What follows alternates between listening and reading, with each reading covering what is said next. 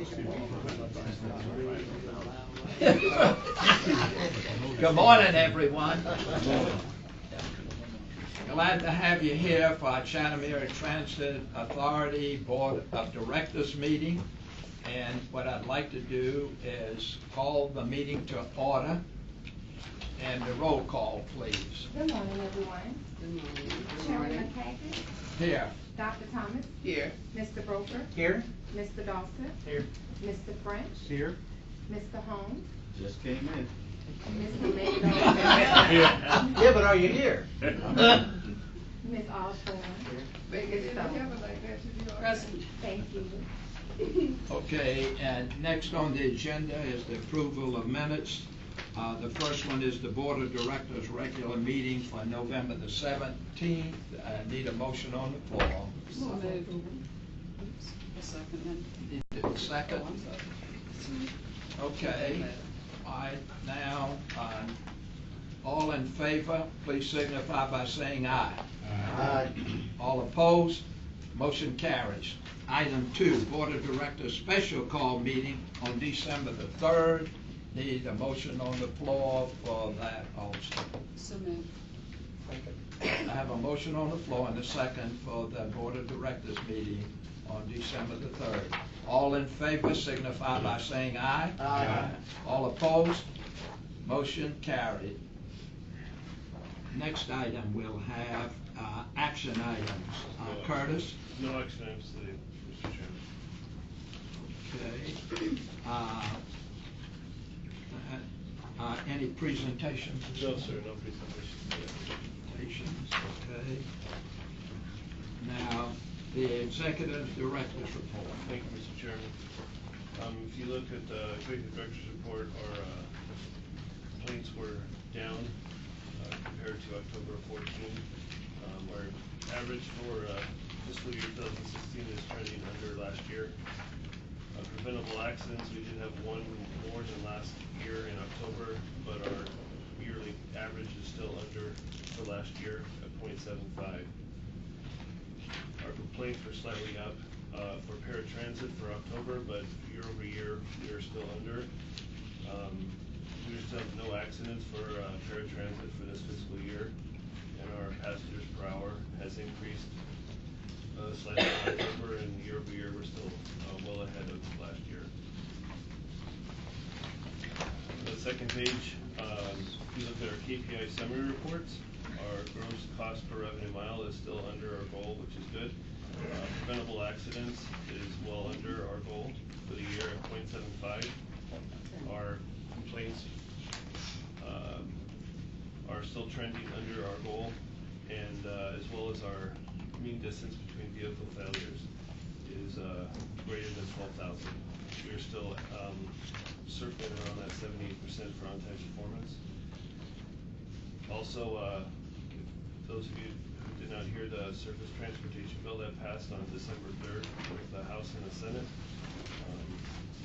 look for more money for bus and bus facilities, and we're looking forward to that. This is a long time since the 5-year plan has ever been passed, so it's good news. That's all I have today, Mr. Chairman. On that particular bill, Yes, sir. On that, Curtis, are we following through on that so that we can have it up to date, and especially if we want to talk to any of the legislators, you know, in Washington? Yes, sir. Mike, do you have an update On the federal, I do not. Okay.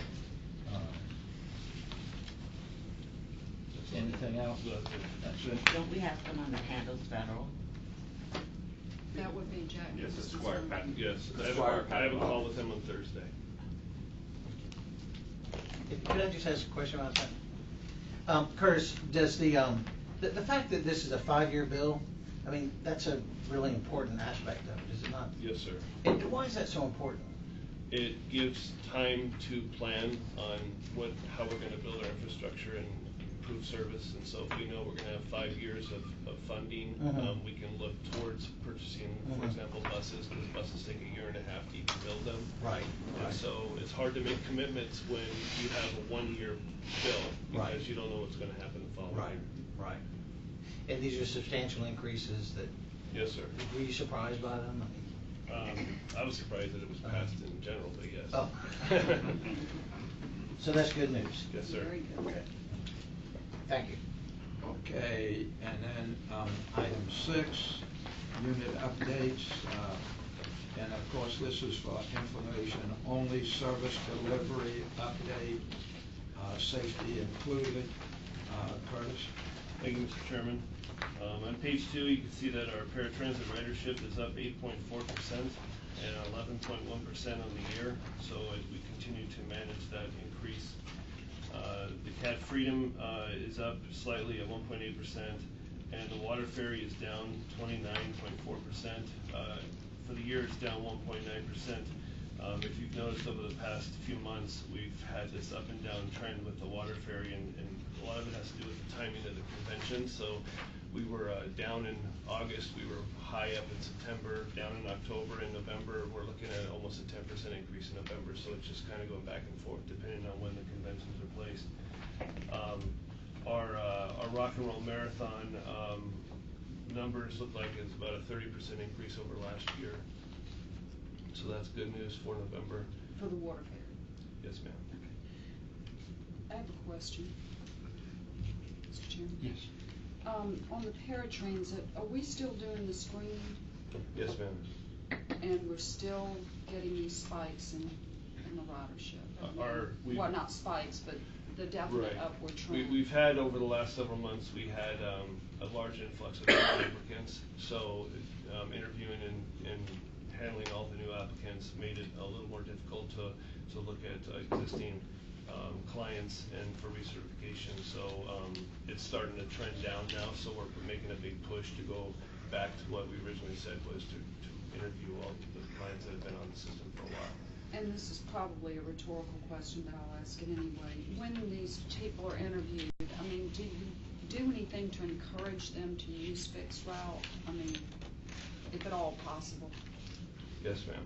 I mean, if they qualify for paratransit, then and they want to ride paratransit, obviously we have to move forward with that. I understand that, but at one time we talked about incentives to, if possible, to have them use the fixed route. And I was wondering if we were still doing. That's still in the plan. In our push in the first quarter of next year, of 16, we're looking at not only moving towards that recertification, but also pushing the agenda to help people get back on the fixed route and incentives for it. I mean, that's not to be misunderstood, that I'm trying to, somebody that needs paratransit, not offer it to them. I'm just trying to say that those that might be on the cusp, Sure. maybe we can get them to Yes, ma'am. consider using the fixed route. At the bottom of page 2, you see that our no-shows are down 45%,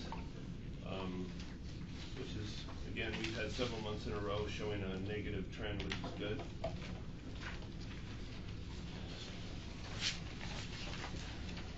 If you skip ahead to page 6, real quick, just want to show a call center stat. I don't usually highlight the call center, but our lost calls are down, which is good, and also our average speed of calls answered is 32 seconds faster than last year. So we're really making a push towards improving that, and the data shows that we are. We'll entertain any questions. Any other questions? Go ahead. Yeah, I wanted to go back to page 2 for a minute. Yes, sir. The same day cancellations are up 77%. Yes, sir.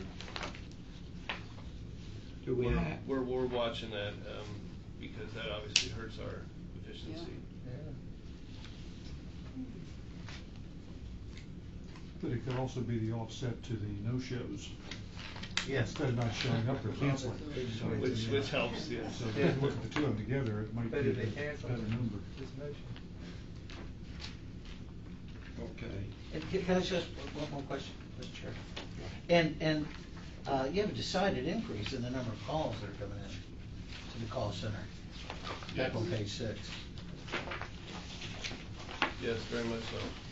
What do you attribute that to? Obviously, with more users, you're going to have more calls, and we're very close to it's usually where they wanna know when their pickup is gonna be there, verifying, where the bus is. Uh-huh. One of the things that we're close on getting finished is, our interest system in the paratransit vehicles, so that, the manifest will be all electronic, and we can also, track those vehicles and make sure that, the information to the client is seamless. So that will reduce the amount of calls. So people will be able to go online or on their phones to determine Yes. what's going on? Where the vehicle is. Okay. Any other questions, Curtis, on that? Okay. System development update, Adam? Thank you very much, Mr. Chairman. Well, one of the big projects we've been working on over the last couple of weeks, of course, was our triennial review. It wasn't just our department, it was working with the other departments, and we did get that in on Friday, and Cedric was a big part of helping coordinate the efforts along with finance and obviously our acting CEO.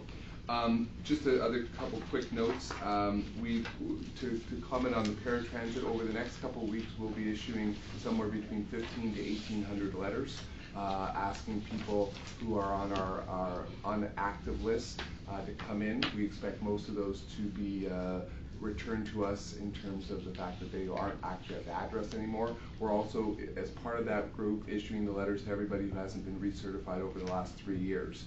So it will then, to our acting CEO's point, take us a number of months to then go forward and actually schedule all of those interviews, because they actually have to come in, and we are looking at hundreds of interviews that will occur starting frankly in the first couple weeks of 2016. So I think that's an important part. This is our goal to speak to some of the concerns on paratransit growth rates, which we are expecting will go between 10 and 15% over the next 5 years. So that's I know the board, this has been a priority for the board, and so it's not our goal to cut people who deserve the service, but it is to make sure that we have the services financially viable in the coming years. Very quickly, Mr. Backer has been working quite a bit up at with getting ready for the Georgia legislature. We're expecting our ability to apply for the $75 million, or our portion, I should say, of the $75 million point CertiGrant. Well, absolutely. And we're quite active in terms of getting that ready, and of course with the Georgia legislative session, other legislation that's been reported by Mr. Backer previously, and as our acting CEO reported, we're in active discussions with our Squire Patton Boggs, our agents in Washington, to prepare for the upcoming legislation. The only other things, Mr. Chairman, very quickly, is as you authorized, we had an RFP out on the street, so we are in active review of that RFP. Currently, we have been working on some other projects, including route optimization, open data. These are things that have been reported to you and are further data in the package. And with that, Mr. Chairman, I will put my report on the table. Any questions for Adam? Okay, thank you. And the third, financial update, Terry. Good morning. The financial update is included in your package. The revenues and expenditures report this month shows a negative budget variance of about $400,000 for both month to date and year to date. This is driven by some uncertainties. We've got to do a little bit of due diligence considering current events. So I basically took the general ledgers, reviewed them quickly, knowing that we need to do some detailed analysis of transactions. So give or take, what we find with that review, the numbers could change, but I don't feel like once we resolve the FTA revenue issues, that will be much off of budget. Also included is a detailed list of all checks over $2,500. There is a quick update on the line of credit. That too is in process. We're working with the bank to determine what the best alternative going forward will be, and as soon as the information can be finalized and reviewed, we will get back to the board. Does anyone have any questions? Yes. Terry, the monies that, the last payment is in November that goes into the tax office. Have we been getting a good amount of money in that November distribution from the tax office to CAT? The July through Novembers were historically low. We actually picked up a little on average in December, and that money was just received and put in the bank on Friday. Okay. And what does it look like for the next distribution? For January, Yeah. in January, it usually varies. It can be 200 to 400,000. In comparison, this month is our largest month, and we got 3.7 million. So it can vary anywhere from 80,000 a month to 3.7 at the highest. Okay. Any other questions? I do. So, in essence, we're not in the good numbers that we were a few months ago. It depends on the validity of the transactions. The budget is set to be a zero balance budget. Right. So there are accruals that accounting principles have you make, and those accruals set the financials materially accurate. If you look at transactions based on current events, some things may come to light that you did not see or would not see had things not played out last week the way they did. Right. So it's hard to say. It Well, I mean, depends on our revenue from the FTA and decisions there. The reason I asked that, we were sort of not on a solid ground last month. Right. And so are we in that same position, or has it gotten a little worse due to current events, or do you know at this point? It's hard to say. There are revenue and expenditure issues that have to be analyzed and resolved, and once those are resolved, then we'll know for sure where we And how are. do we stand with the loan with the county? The line of credit is outstanding from the debt restructure at 1.5 mil. The plan was to be able to pay it in June and July, but operating cost and capital projects took the little bit of buffer from the June receipts. So we have been speaking with the bank about possibly paying it now. So that would be 1.5 to the bank on the line of credit, and then still leave us enough tax receipts to pay the $1 million that's due on the long-term piece, January 20th. Okay, but at this point in time, are you on schedule with, I guess you're not. It's just that. I mean, I'm just trying to figure out from the county's perspective where this leaves us. Linda and I have been discussing the alternatives and working with the bankers to determine what's the best course of action. So, Okay, so you have met with the county and you're on a course. yes, we have a plan, or Linda and I have talked. My question is, what's the possibility of us paying that off? Paying it off the line of credit. It depends on analyzing the expenditures and making sure about what our current commitments are. Cash flow's always been an issue, and there are several outstanding AP trade items that will need to be resolved. That's invoices we already have in that we've already cut the checks for but have been unable to release due to cash flow. So we have to pay those bills, then also project to cover payrolls for the next 2 to 3 payrolls and see where we are there. The bank indicates that with an extension, there would be some time for us to look at the numbers and see where we stand and then pay it off. But if we can manage the operating cost and still be okay, Curtis and I would like to pay the line of credit as scheduled and committed. Speaking for the representative from the county on this board here, I'd like to know more in detail of the conversation you had with the county Okay. going forward. Okay. I think we And should, that's, yes. yeah, and that's simply because I know we're gonna get questioned about it. Yes, sir. Yes, Okay. sir. We I'll already be happy to have. meet with you after the meeting and answer any questions you have or provide the documents that I've received so far today. Okay.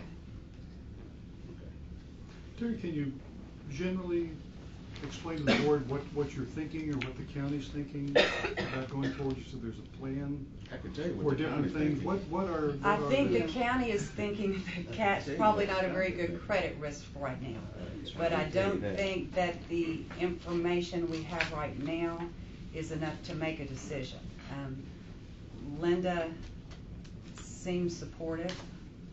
I think Curtis has had some discussions with other county officials and they have offered their assistance. So I'm hoping that, through review and conversation, we can pick the best course of action.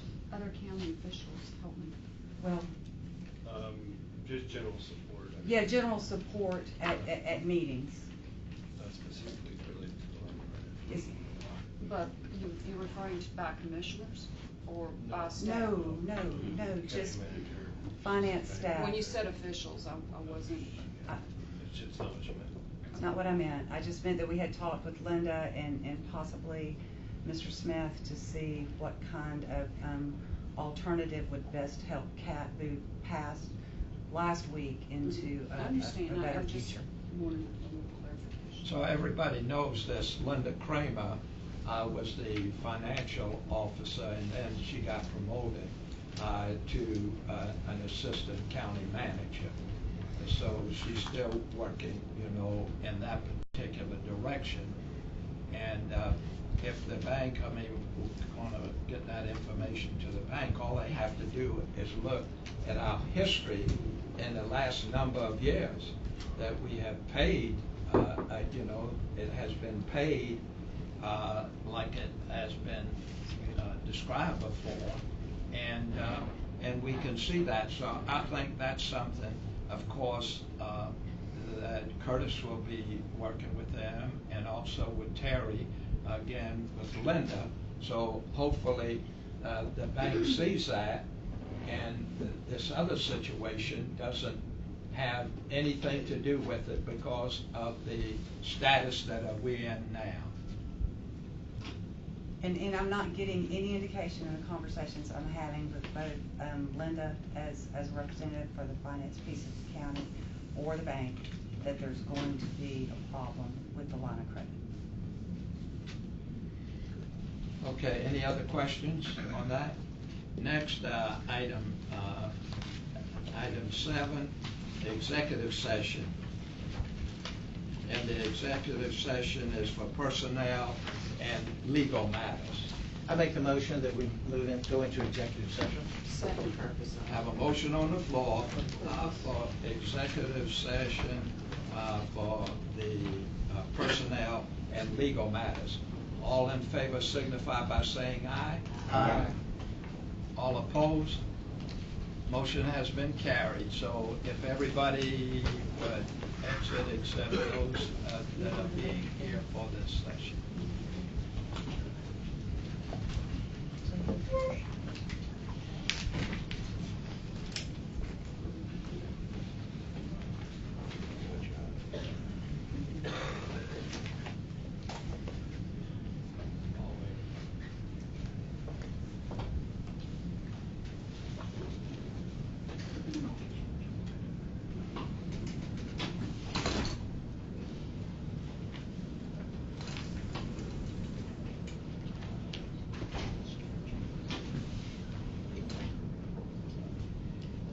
Okay, as you know, Ben has been, going over a lot of legal matters with us, and I would like to call on Ben now.